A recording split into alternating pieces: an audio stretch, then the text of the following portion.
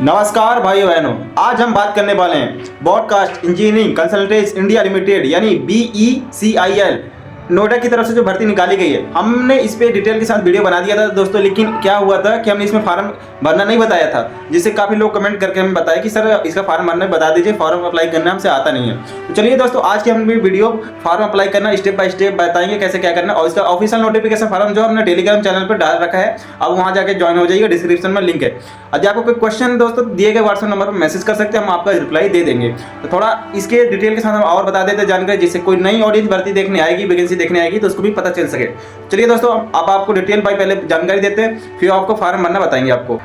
तो दोस्तों, सबसे पहले मैं आपको कंफर्म कर देता हूं, BECIL एक भारत सरकार के अधीन सार्वजनिक क्षेत्र की कंपनी मानी जाती है, यानी यह एक सरकारी सेक्टर की भर्ती मानी जाती है, भले ही ये एक कंपनी के नाम से क्यों ना हो। इसमें आपको सरकारी नौकरी जैसी सुविधाएं मिल सकती हैं। तो चलिए दोस्तों, मैं आपको स्टेप बाय स्टेप हिंदी माध्यम समझाने की कोशिश करता हूँ। यदि मेरे समझाने का तरीका आपको अच्छा लगे तो वीडियो को लाइक करिएगा, चैनल को सब्सक्राइब कर लीजिएगा, क्योंकि दोस्तों हम अपने चैनल पर ऑफलाइन से लेकर ऑनलाइन से लेकर जितनी भी गवर्नमेंट वैकेंसी आती है, army, group C, civilian job, air force, navy, जितनी भी ऑल डिटेल के साथ, और हाँ, फ्री ऑफ कॉस्ट आपको नोटिफिकेशन देते हैं। आपको कहीं से खरीदने की जरूरत नहीं, पहले ही बता रखा हूं दोस्तों। आपको टेलीग्राम में जाइएगा, वहां आपको फ्री ऑफ कॉस्ट सारे जितने भी पेड नोटिफिकेशन है वो आपको फ्री ऑफ कॉस्ट मिल जाएंगे। तो चलिए दोस्तों, स्टार्ट करते हैं वीडियो को। दोस्तों, भर्ती के नाम है BECIL नोएडा की तरफ से भर्ती निकाली गई है। Broadcast engineering consultants India limited Noida की तरफ से निकाली गई है। अब हम बात करते हैं महत्वपूर्ण इसकी तिथि क्या है। आवेदन शुरू होने की तारीख जो रखी गई दोस्तों 10 फरवरी, और आवेदन की अंतिम तिथि जो है दोस्तों 18 फरवरी, यानी आपके पास मान के चलो दोस्तों 8 दिन का टोटल समय है। तो ध्यान रखिए, फार्म सिर्फ ऑफलाइन माध्यम से भरे जाएंगे। आपको फार्म भरकर वीडियो को स्टेप बाय स्टेप देखिएगा, और फार्म आपको टेलीग्राम चैनल पर मिल जाएगा, और डाक के माध्यम से, स्पीड पोस्ट या रजिस्टर पोस्ट के माध्यम से भेजना पड़ेगा दोस्तों। याद रखना, 18 फरवरी से पहले आपको फार्म भेजना है। अब हम बात करते हैं इसकी आयु सीमा क्या रखी गई दोस्तों। आयु सीमा, न्यूनतम आयु सीमा 18 वर्ष होना चाहिए, अधिकतम आयु होना चाहिए 40 वर्ष जनरल कैटेगरी वालों के लिए। सरकारी नियम के अनुसार ST SC OBC वर्ग को आयु में छूट भी मिलेगी। इसमें आवेदन शुल्क रखा गया दोस्तों, जनरल OBC EWS को 295 रुपए, ST SC अन्य कैटेगरी को 0, कोई शुल्क नहीं लगेगा दोस्तों, इस बात का आप ख्याल रखिएगा। अब हम बात करते हैं फीस जमा कैसे करनी। इसमें मुझे पता था कंफ्यूजन होगा काफी लोग कमेंट भी करते हैं मेरे को, भाइयों इसमें ऑनलाइन पेमेंट नहीं होगा। मैं भी बता रहा हूँ आपको, इसमें डिमांड ड्राफ्ट भरवाना पड़ेगा बैंक से दोस्तों। अब इसको भरवाना कैसे, मैं आपको अच्छे स्टेप बाय स्टेप बताता हूँ। अपने नज़दीकी किसी बैंक शाखा में जाइए, बोलें 295 का डिमांड ड्राफ्ट बनवाना है। डिमांड ड्राफ्ट किसके नाम से बनवाना है दोस्तों, मैं अभी आपको फिर से बता देता हूँ, broadcast engineering consultants India limited Noida की तरफ से बनवाना है। इस बात का आप ख्याल रखिएगा दोस्तों।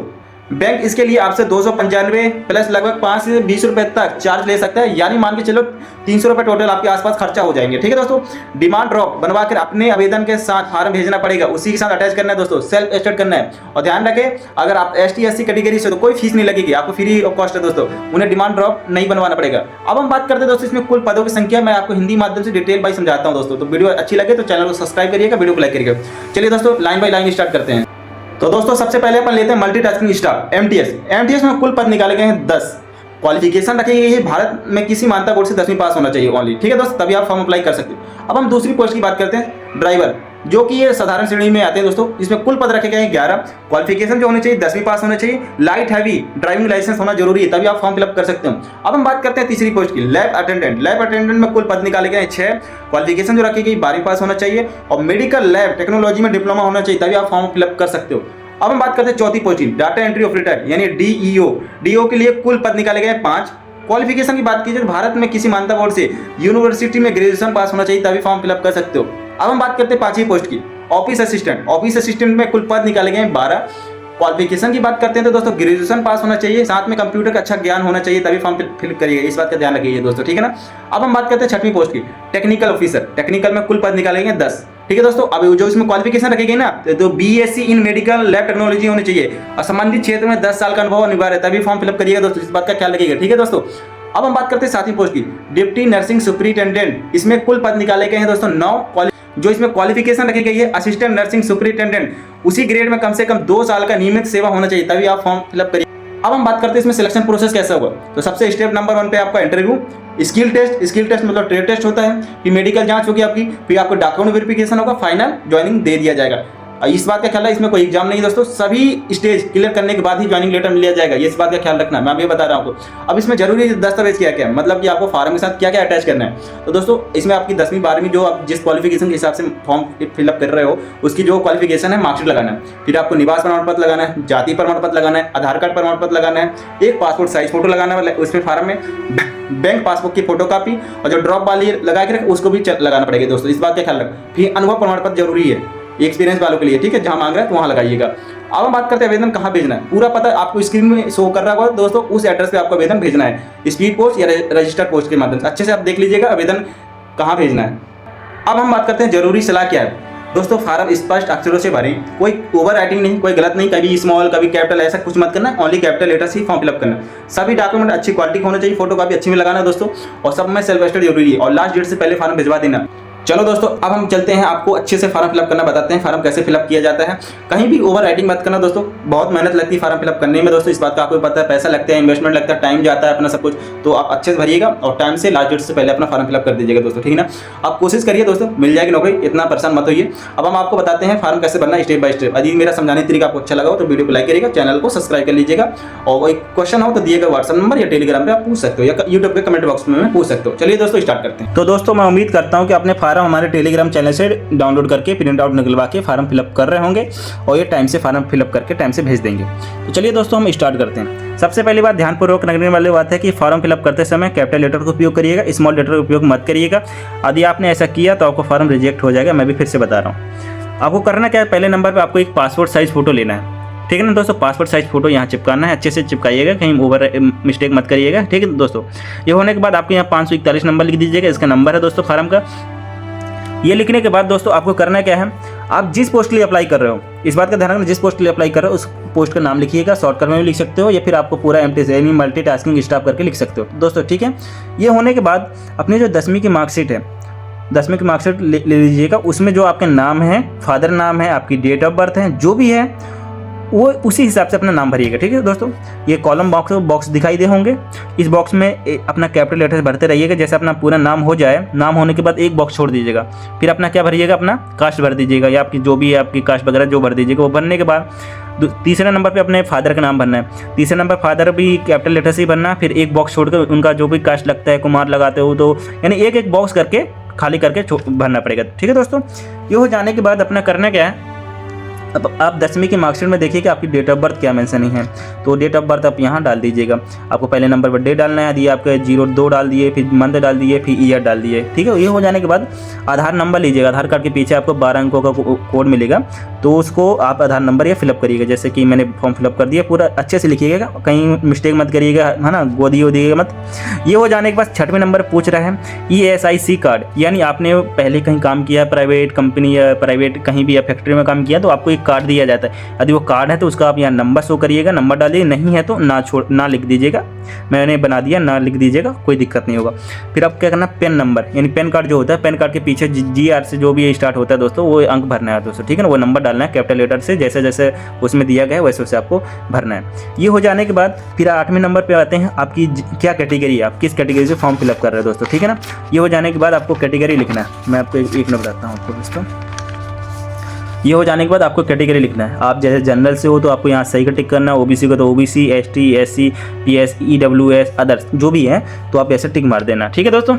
फिर ये जो भर्ती है, ये दोनों मैरिड अनमैरिड कोई भी फॉर्म अप्लाई कर सकते हैं। आप मैरिड हो तो मैरिड करिएगा, अनमैरिड हो तो अनमैरिड, ये भी जो भी है, ठीक है दोस्तों। ये हो जाने के बाद आपको 10वें नंबर पर क्या करना, नेशनलिटी, यानी आपकी इंडियन से हो, यानी इंडियन देश से अपने तो भारत से, तो अपना इंडियन लिख दीजिएगा। फिर आप रिलीजन पूछ रहा है कि हिंदू, मुस्लिम, सिख, ईसाई जो भी हो आप, तो अपना यहाँ कैपिटल लेटर से लिख दीजिएगा। ये हो जाने के बाद दोस्तों अपना आधार कार्ड जो पीछे एड्रेस होता है वो परमानेंट एड्रेस माना जाता है, ठीक है दोस्तों। आप आधार कार्ड के पीछे जो एड्रेस है वो एड्रेस पिन कोड के साथ लिखिएगा।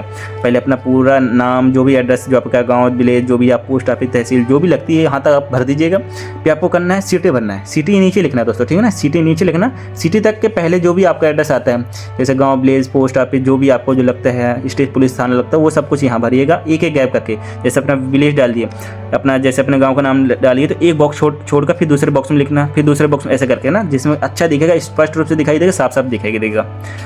और दोस्तों यदि मेरा समझाने का तरीका आपको अच्छा लगा तो चैनल को सब्सक्राइब कर लीजिएगा दोस्तों। फिर आते हैं हम सिटी में, तो सिटी लिख दीजिएगा। सिटी में जैसे मैंने गैप दे दिया, गैप में फिर अपना MP मध्य प्रदेश डाल दिया। मध्य प्रदेश ये गैप होगा, स्टेट है ना। ऐसा नहीं कि ये यहाँ स्टेट लिखा है तो इसके इस पर लिखना है, ऐसा कुछ भी नहीं है। ये पूरा सिटी स्टेट के लिए दिया गया है, तो आप ऐसे डाल सकते हो दोस्तों, ठीक है। ये होने के बाद आधार कार्ड के पीछे जो 6 अंकों का पिन कोड होगा तो वो पिन कोड डालिएगा, और सेम एड्रेस जो ऊपर आपने डाला है सेम टू सेम 13 नंबर पे पूरा फिलअप कर दीजिएगा पिन कोड के साथ। Okay sir.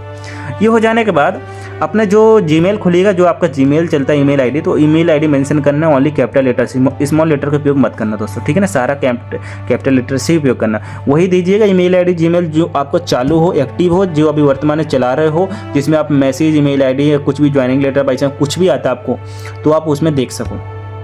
क्योंकि जब आपको सिलेक्ट किए जाएंगे दोस्तों, क्योंकि ये डायरेक्ट इसमें इंटरव्यू के बेस पे लिया जा रहा है, तो आपको सिलेक्ट इसी के थ्रू किया जाएगा, या आपको कॉल मैसेज के माध्यम से बताइए, लेकिन पहले आपको ईमेल ही आएगा, मैसेज आएगा कि आपको शॉर्टलिस्ट कर दिया गया, आपको इस तारीख इंटरव्यू ऐसा ऐसा, फिर आपको कॉल करके बताएंगे। लेकिन ये इसके रेयर केस में है कि कॉल आपको करेंगे, इस बात का ध्यान रखना। लेकिन हर जगह करते हैं कॉल, मैं आपको भी बता दे रहा हूँ।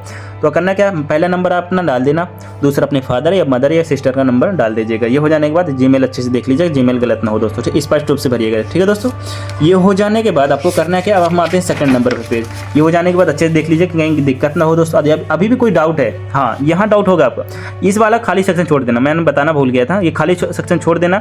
डिमांड ड्राफ्ट नंबर, ये आप बैंक से बनवाओगे इसका, तो एक नंबर मिलता है आपको ना, जो भी कोड नंबर मिलता है वो भर दीजिएगा।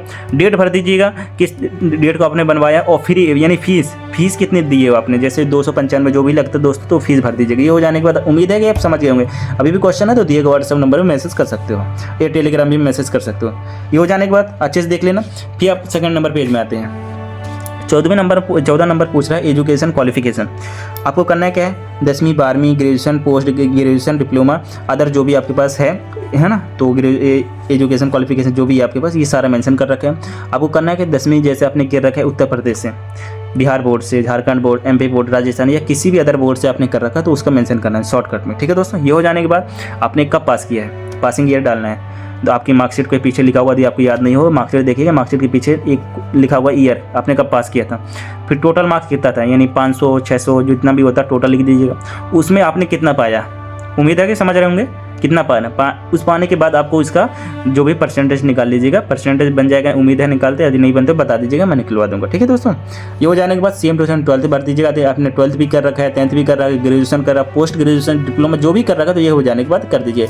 डिप्लोमा आप ITI लगा सकते हो, जो भी है आपके पास, ठीक है दोस्तों। अब हम बात करते हैं 15 नंबर पे, एक्सपीरियंस पूछ रहा है। इसमें सबके लिए एक्सपीरियंस नहीं मांगता है, जिसके पास एक्सपीरियंस है वही है, क्योंकि एक्सपीरियंस देने पे आपको बेनिफिट मिल जाती है, इस बात का ख्याल रखिए दोस्तों, ठीक है ना।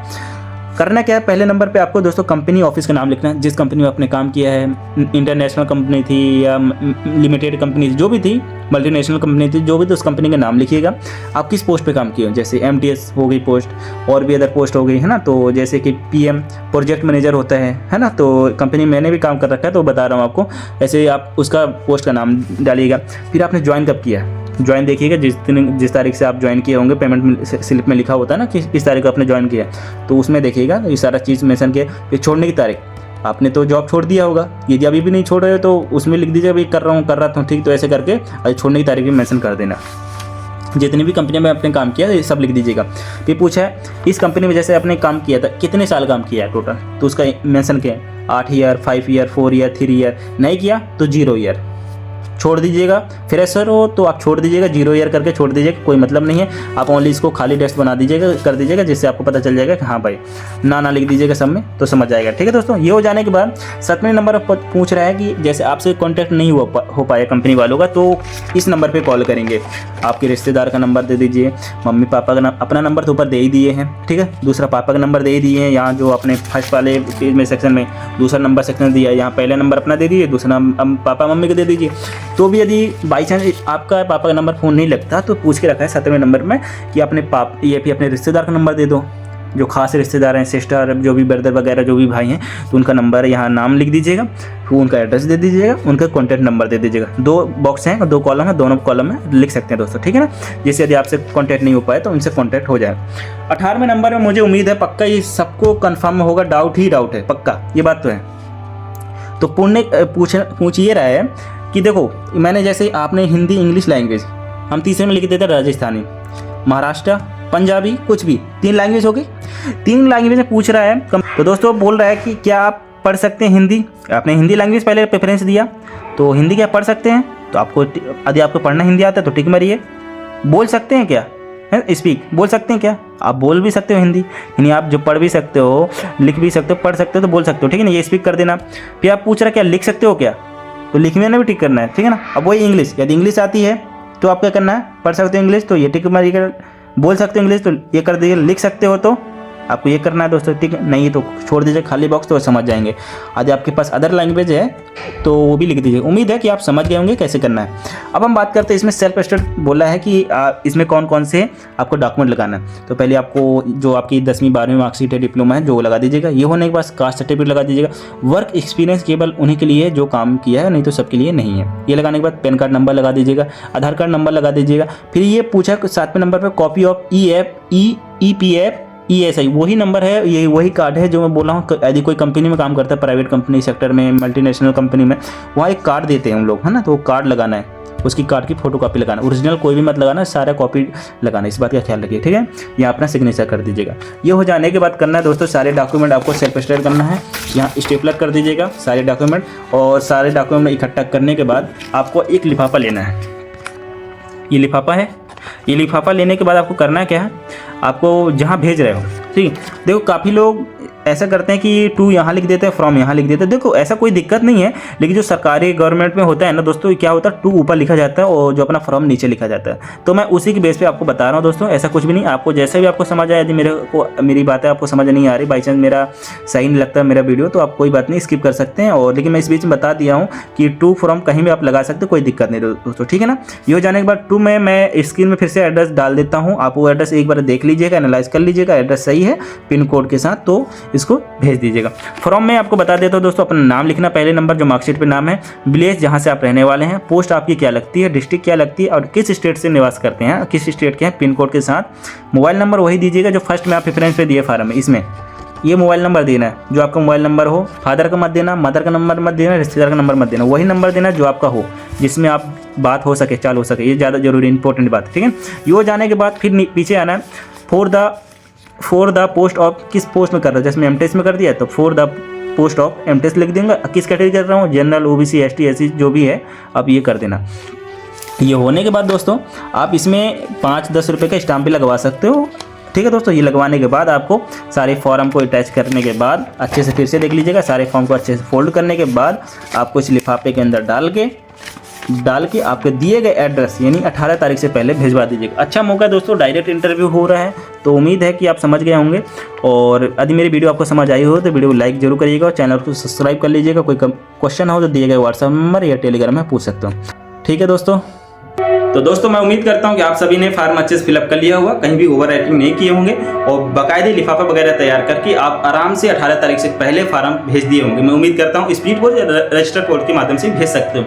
और अब हम बात करते हैं, यदि आपका कोई क्वेश्चन अभी भी बन रहा है वीडियो देखने के बाद भी, तो दिए गए व्हाट्सएप नंबर या टेलीग्राम में आप पूछ सकते हो, हम आपका जवाब दे देंगे जैसा भी होगा, ठीक है दोस्तों। तो मैं बोल रहा यही चाहूँगा दोस्तों, हम अपने चैनल पे ऑफलाइन से लेकर जितनी भी गवर्नमेंट वैकेंसी आती है, जैसे army, group C, civilian, EME करके, ECS करके जितनी भी वैकेंसी आती है उसकी ऑल डिटेल हमने वीडियो बना रखा है यूट्यूब चैनल पे। यदि मेरा समझाने का तरीका आपको अच्छा लगा हो तो आप चैनल को सब्सक्राइब कर सकते हैं, वीडियो को लाइक कर सकते हैं दोस्तों। आपका कोई क्वेश्चन हो तो कमेंट में पूछ सकते हो। तब तक के लिए अपना और अपने परिवार का ख्याल रखिए। हम फिर मिलते हैं एक नई गवर्नमेंट वैकेंसी के साथ। जय हिंद दोस्तों।